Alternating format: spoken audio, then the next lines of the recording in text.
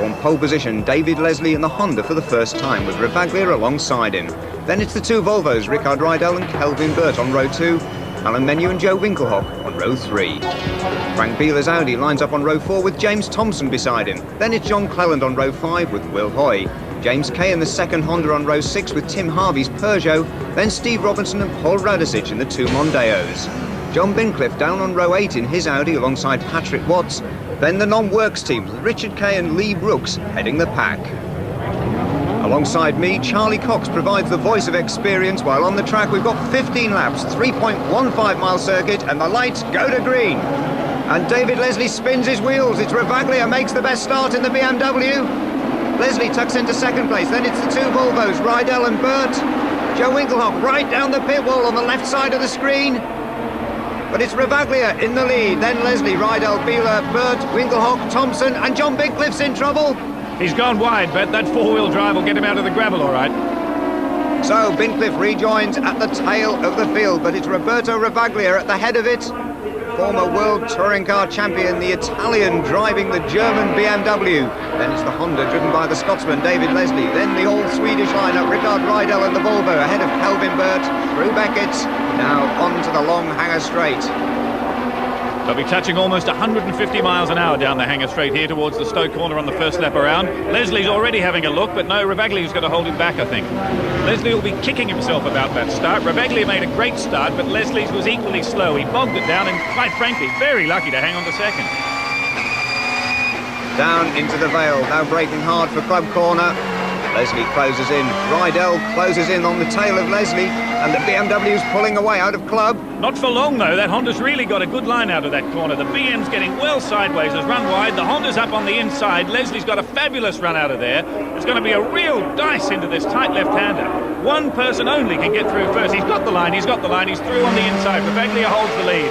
But Leslie, boy, is he getting some squirt out of this Honda. He's all over him. Honda fitted a new engine to the Accords for this race, and boy oh boy, is it working. Leslie's having a look down the outside. He'll take the long way around. No, he tucks in, and here comes Rydell. He wants to get in on the act as well. Three-car scrap for the lead, and Rydell's pushing Leslie. Leslie's sideways. Oh, tremendous car control, but he's lost a lot of ground. That might be car control. He's now going to need self-control. He'll be furious. There'll be a red mist, and Leslie will be thinking, don't get angry, get even. Riding with Joe Winkelhock in 6th place. Leslie now fighting for 4th. Kelvin Burt there on the inside. But ahead of Leslie now goes Frank Bieler. And look at Winkelhock right down the pit wall. He's making his move. He's trying for that 4th place. But look at Leslie right across the bows of the BMW. He regains the place. Joe takes to the gravel. And look at James Thompson right around the outside. Superb driving in the Vectra. Kelvin Burt now in 6th place. Winkelhock has been forced down to 7th. And Alan Menu's making a move too in the Renault.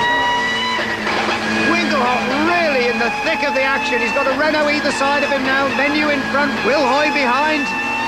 Joe's really been shuffled back through this last couple of corners. The old adage, slow in, fast out. He's done the reverse. But now out in front, it's still Roberto Ravaglia leads Rickard Rydell, then Frank Bieler in the Audi 3rd. And look at Joe Winkelhock, makes his move on Alan Menu, lunges down the inside. But Menu closes the door. Through Stoke Corner, down into the Vale. Menu stays ahead. But look ahead of the Renault. Kelvin Burt's making a move in the Volvo too. He's determined to find a way past James Thompson. And he's done it. Brilliant pass. He really held the inside line there tight and carried the momentum. He hasn't lost anything from that pass. He's getting out of this club corner really well now. The Volvo's handling brilliantly. Riding with Alan Menu in the Renault, still in 7th place. Burt now 5th. James Thompson 6th. And it's Menu into the new chicane at Abbey. 2 wheels on the curb, balancing the car, then clip the curb on the other side. The dirt's thrown up by the cars ahead. 120 miles an hour through Bridge Corner, down into the complex. And here comes the Volvo. Just when you thought it was safe to go back into the water, it's back. All over the back of that BMW. Boy, is it menacing, and it's really handling. Much tighter through the complex. You can see it's ducking and diving. It's getting through this complex without any problem at all, and still sticking with this BMW on the way out. The tighter line doesn't seem to hurt it. It's still being able to hang on to the back. Now the legs of the BMW are starting to work. It's stretching up a lead as we come down the pit straight, past the pit wall, into the really tight copse. Roberto Ravaglia holds on ahead of Rickard Rydell's Volvo, but watch the tail of the rear-wheel drive BMW. It's twitching. Ravaglia is working very hard indeed inside that car. But the race is over for Matthew Neal. He's limping into the pits in his Mondeo. And that looks like the race well and truly over for the Midlands driver. But it's the Venetian Roberto Ravaglia out in front from the Swede Rickard Rydell, the German Frank Bieler. We take a look back now at that opening lap. Looking back from Ravaglia's car, we've got Leslie coming right up behind us. Rydell behind him, starts the push, bang, right into the corner pocket with the Honda. And Leslie holding on well there to recover in fourth place. But also out of the race, it's Patrick Watts pulling off the track, parking up in the new Peugeot. There's no body damage there, Steve. Obviously something's broken. The race goes on for Ravaglia in the BMW, pursued by Rydell and Bieler. All three cars right on the limit. A new lap record for the Silverstone Grand Prix circuit. And you can see Frank Bieler, beautiful, classical four-wheel drift in the four-wheel drive Audi. Flat out now, 140 miles an hour, the run up to the Abbey chicane, then hard on the brakes, down to second gear for the left and the right. Top three locked together, Ravaglia, Rydell, Bieler. Then it's David Leslie fourth, and Kelvin Bird heads the pack in fifth. It's a car, Patrick. Let's see what's under here. And the battle's on between Alan Menu and James Thompson for sixth. Menu looks down the inside. Oh, and Thompson leaves him some room, but he's quicker. And look at Menu's car kicking out the smoke, but he's running wide. Thompson's fighting. Joe Winkelhock gets a nudge up the back. That'll be Will Hoy in the Renault, clipping the tail of the BMW. It's a real four-way dogfight, side by side, out of left field. Menu on the outside, Thompson on the inside, trading paint. Across the line up to 130 miles an hour, and it's still side by side on the run down to Copse. Now Winkelhock takes a look down the inside. Later on the brakes, can he hold it? Yes, this time he's through. Second time proves it. He muffed that maneuver last time, and it's worked for him. This time he's held them out. And Will Hoy's challenging his teammate Alan Menu, but he's got the outside line now into Beckett's. Two Renault Lagunas side by side. Menu goes again, takes the place, 8th position. Brilliant, brilliant passing. Up behind Thompson now. Look at the back of that Vauxhall jumping around like popcorn in a pan. He's hanging onto it though. Fearless, fearless James Thompson. Out onto Hanger Straight, fastest part of the circuit. The speed building up towards 150 miles an hour. And just watch how late they brake for Stowe Corner. Less than 100 metres from the corner. Hit the brake pedal and look at the sparks from under the spoiler of Menu's Renault. That's a big flowing corner, and they actually run in under brakes here, carrying the speed through. That's why you're seeing those sparks. And there's pieces of trim hanging off Kelvin Bird's 5th place Volvo. Then it's Joe Winkelhock in 6th, James Thompson in 7th, Alan Menu and Will Hoy 8th and 9th. We're riding with Menu, 8th position. The Vectra ahead.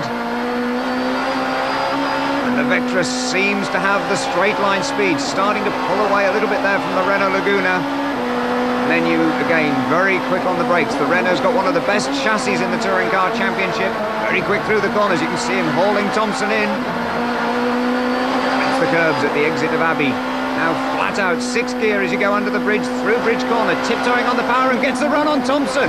Thompson's not giving up too easily though. You can see Menu's leaving a bit of room as Thompson stays on the outside of him, side by side, all the way through the complex. Menu moving wide now, chops the line off, he's got it covered, and Thompson has to stay in back.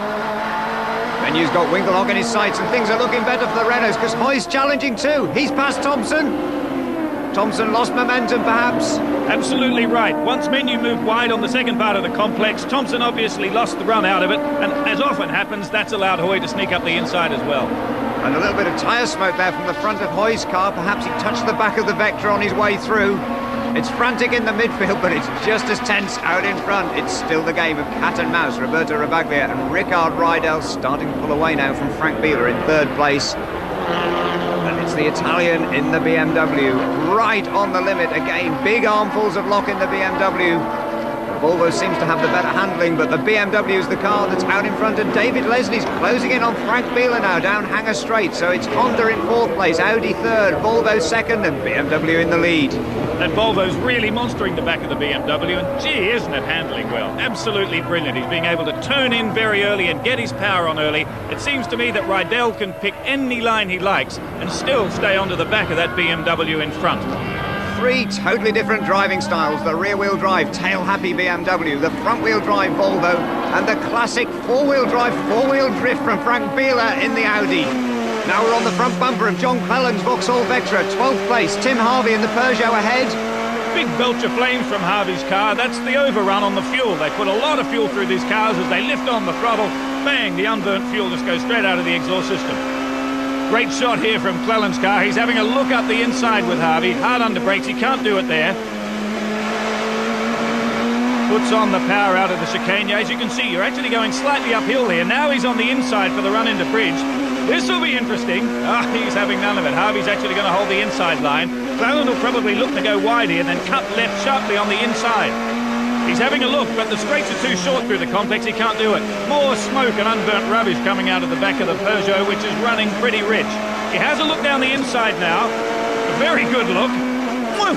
Big kiss from Cleland as we move back onto the straight. He's got to fall back into line behind the Peugeot, so he gets a proper run. If he tries to look down the inside, then he'll lose momentum. As you can see, he didn't. He's all over the back of Harvey. And it's not just Cleland chasing Harvey for that 10th place. Behind John Cleland are the two Mondeos, Paul Radicic and Steve Robertson. Then John Bincliffe in the Audi, the privateer Cavalier of Richard Kay.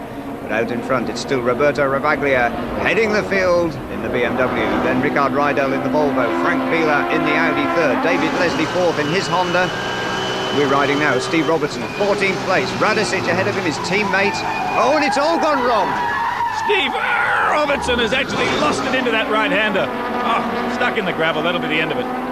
He's just clipped the curb on the way through Beckett. Should carry a lot of speed through there, just back into 5th gear from 6th.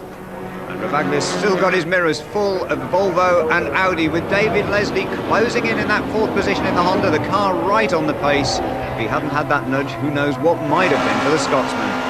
Meanwhile, Tim Harvey's got his mirrors too full. Another Scotsman, it's John Cleland on the left-hand side of the Peugeot. These two are still going hammer and tongs, banging wheels as they go down into Stowe Corner at the end of the long straight. Side by side, neither of them known for giving way. This will be really interesting to see who actually sorts out whom into the next corner. Into club, and it's 3 abreast. Paul Radicic joins in as well. Oh, Harvey loses the shuffle there. But Cleland's got the inside line through club. Vectra hopping on its suspension. Radicic trying as hard as possible, and Harvey comes back. Brilliant stuff. But it's Cleland who comes out in front. He's got that 10th place behind James Kay's Honda. And the pressure really is on now. Roberto Ravaglia. Rydell again far quicker into the complex through Brooklands Corner. You can see the rear-wheel drive BMW's tail stepping out when it goes onto the power. The Volvo closes in again. That more precise handling. The Tom Walkinshaw Racing Team really have got that Volvo 5-cylinder 850 handling superbly. The BMW with Ravaglia at the wheel still out in front. Just over half distance now, and it's only 0.23 of a second in it for the race leaders. Kelvin Burt there in 5th position. There's Joe Winkelhock 6th. Alan Menu 7th. His teammate Will Hoy in 8th place, ahead of James Thompson, then James Kay. And Tim Harvey back at the front of that scrap for the top 10. You make your own arrangements, mate. We're out of here. We're going to go and check the thermos. Marshall's running for cover as the pack arrive past Steve Robertson's stricken car at Beckett's. And Joe Winkelhock through Beckett's has closed right up on the tail of Calvin Burt's 5th place Volvo. So the pack have closed in on Burt. Maybe Burt has a problem with his tyres, but the BMW obviously much quicker in a straight line. Yeah, look at the power. He's absolutely reeling him in down towards Stowe Corner. You'll get him under brakes there by the look of it. No, Burt's not very interested in that. He'll stay wide. Winkelhock uses the curves. That doesn't help enough. Bert's not interested at all. Down towards the left-hander again. Let's try this on the other side. He has got the line this time, Joe. Yeah, nice, smooth, easy pass.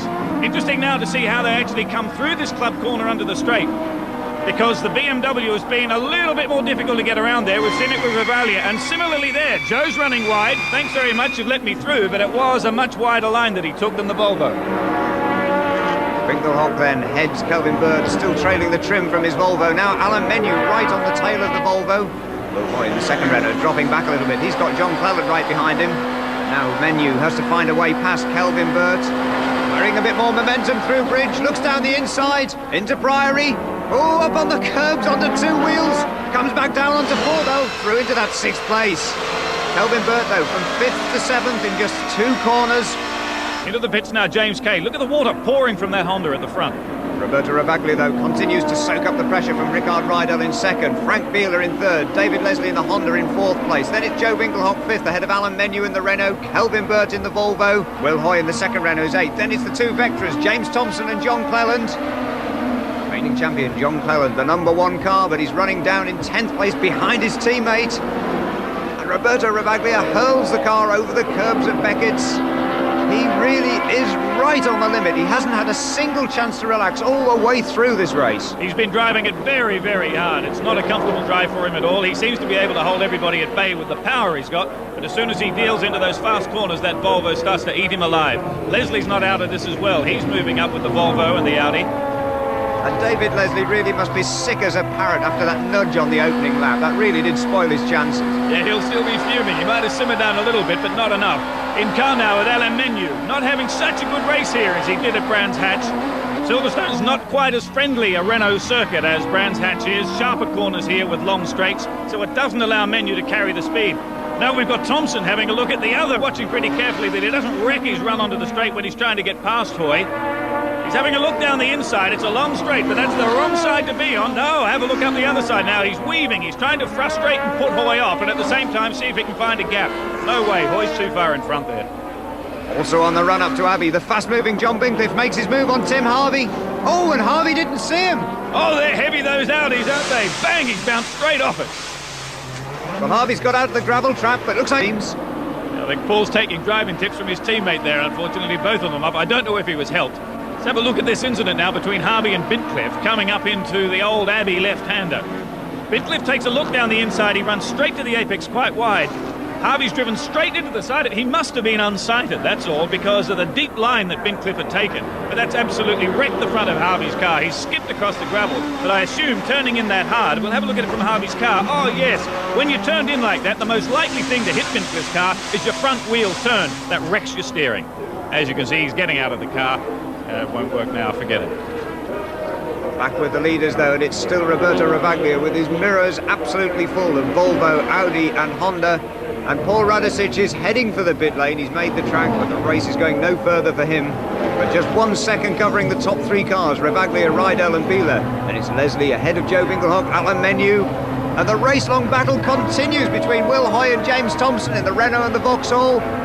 Through Stowe, into the Vale, it's Hoy that's got the advantage, but Thompson's taking a look. Hoy takes the tighter inside line, forcing Thompson to go the long way round. Can't do it this time. Both the cars right in the curbs, and Thompson up onto two wheels there at Club. The Yorkshireman's right on the limit, but it's Hoy still ahead. And Lee Brooks is catching Owen Macaulay at Abbey. Macaulay turns, I don't know what that's all about. He's turned in and covered him. Macaulay's going off backwards. Oh, straight into the bunker. What a race. Owen Macaulay will be very frustrated about that. The car axle deep in the gravel trap. Going to get his feet dirty getting out of that one. It's well and truly beached. He'll have his engine box full of dirt as well. Let's have a look at that again. You've got Macaulay on the outside. Brooks has a look down the inside. Macaulay goes to cover. Pretty wide manoeuvre if you ask me. And there's the end result. These two have been racing each other all season. Everywhere they go, Brand, Snetterton, they're always banging wheels, swapping paint with each other. They're having a fabulous old time together. This time Macaulay's actually come off much worse. And the battle of cat and mouse goes on at the head of the field. Roberto Ravaglia still covering every single move that Rickard Rydell makes. Rydell must be very aware that time is running out for his challenge. Frank Bieler, he's happy there to sit there in third place. Maybe the two in front will take each other off. Either way, he's in for championship points. I don't know if he's so happy to sit there. I think he's actually driving the doors off this Audi. So is Ravaglia with his BMW. He's really, really pumping hard. The car drifts wide there. You can see once again the Volvo holds a better line. He's now all over the BMW. Up the inside, having a look, one side, then the other. Thinks he'll have a bit of a munch on the back of it. But once again, the BM pulls away under power, opens up a gap. Volvo closes up again under brakes.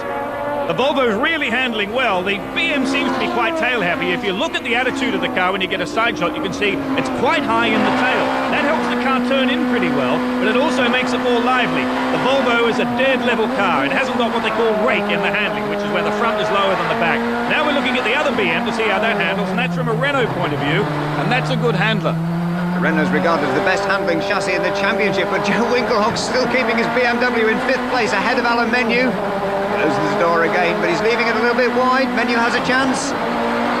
Winkelhock again uses that BMW's power. You can see it pulling away through Woodcote Corner up to 130 miles an hour across the start-finish line. This is Roberto Ravaglia, the race leader, still with Rickard Rydell right on his tail, then Bieler, then David Leslie, then Joe Winkelhock with Menu's Renault right behind.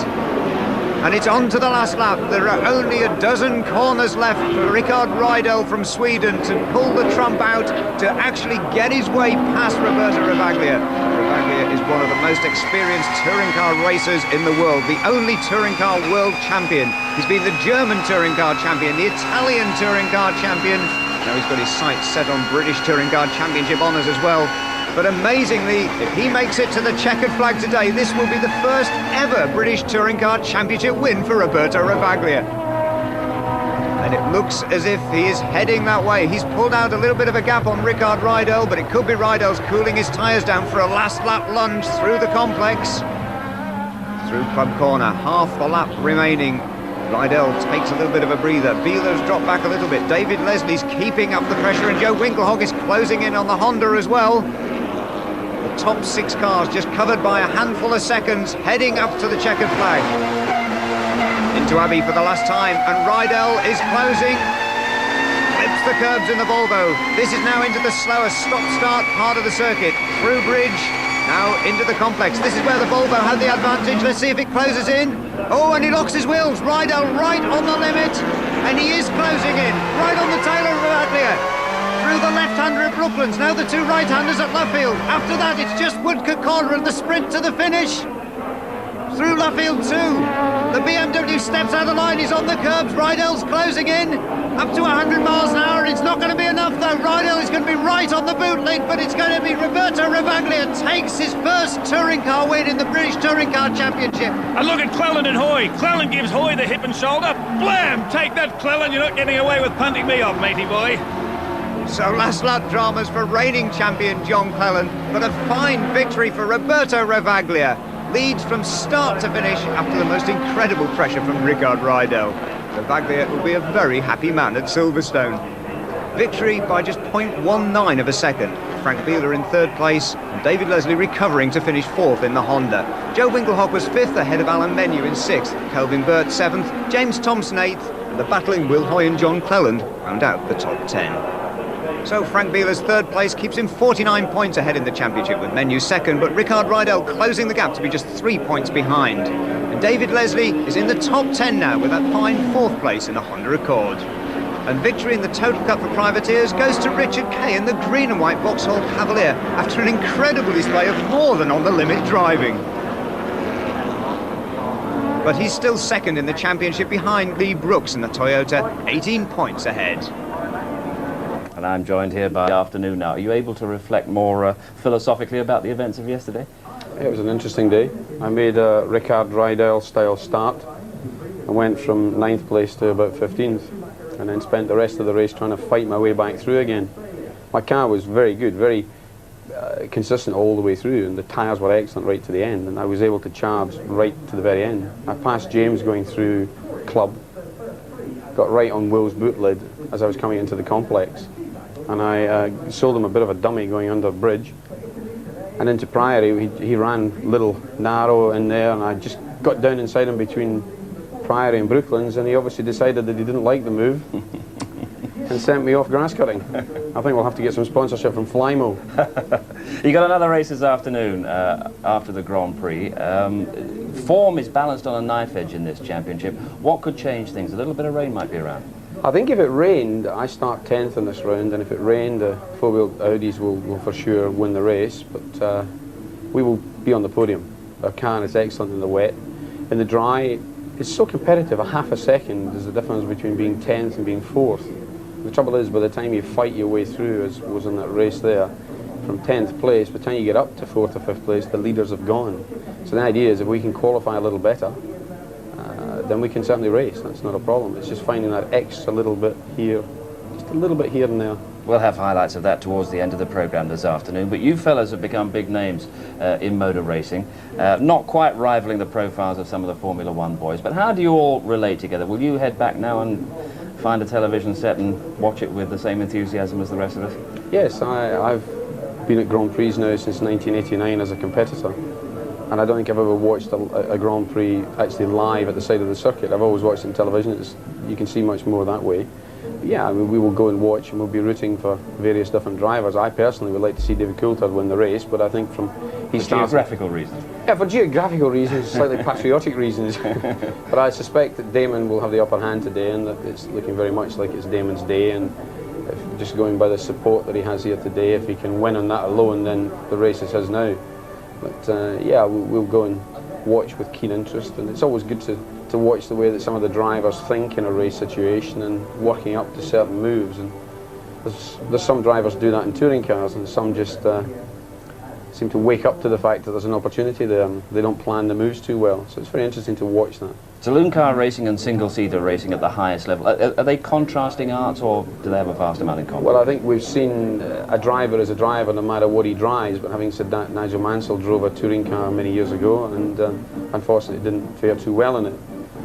Likewise, I think if I got in an F1 car, I wouldn't really do it justice either. It's everyone to their own sport, and I think what I do very well, and what people like Damon Hill does is equally, it's an art, and it's something that you learn to do, and you learn to do well. I don't pretend to be a Formula 1 driver, and I'm quite sure Damon wouldn't want to be a touring car driver. Well, enjoy watching the race, and we'll watch you in action.